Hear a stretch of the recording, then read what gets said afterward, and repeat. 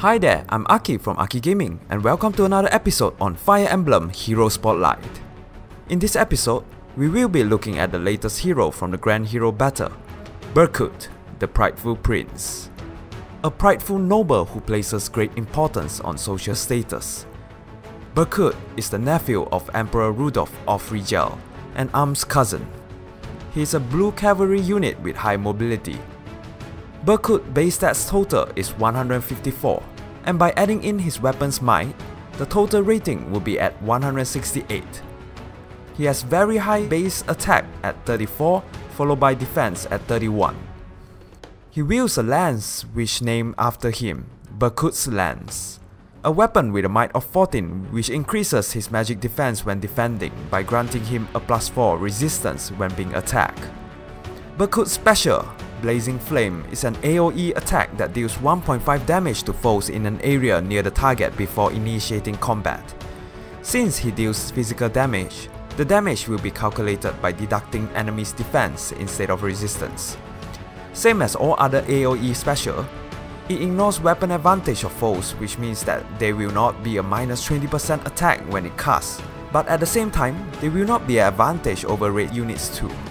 His passive skill in slot A is Water Boost.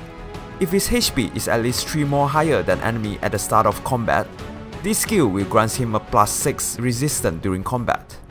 If combined with his Berkut's Lance, that's a total of +10 on resistance. As for his passive C, he has Ward Cavalry. It grants a +4 defense and resistance to cavalry allies within 2 spaces during combat. A good defensive skill for a horse emblem. In terms of weakness, Berkut has very low speed. With only 22, he will get doubled by most heroes out there. His resistance is very low too. If not because of his weapon's ability and water boost, he could have been defeated by even raid mages despite having the weapon advantage. And that's the end for the introduction. Next, let's have a look at some recommended builds for Berkut. Since his base attack is considerably high and his default weapon is kinda sad, you could swap his weapon to Brave Lance Plus. This weapon allows him to attack twice during initiation by inflicting a -5 speed penalty. Considering his speed is low to begin with, it's a good trade-off. For his assist skill, it's rather flexible, but I will suggest reposition because of his high mobility. Now to his special. Mumbo would be the preferred choice because of its low cooldown. It resolves combat as if foe suffered defense or resistance -30%. For slot A, it's best to give him Death Blow to maximize his damage output with Brave Lance.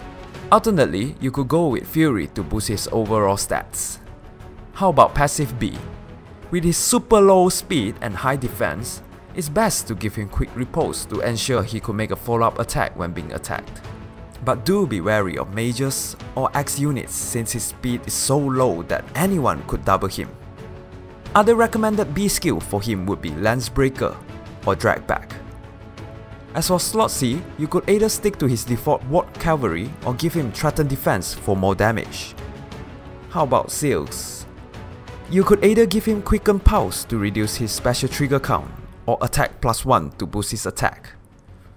And with the build shown here, Berkut wins 120, draws 16, and lost 16 during initiation. Not too bad, I would say.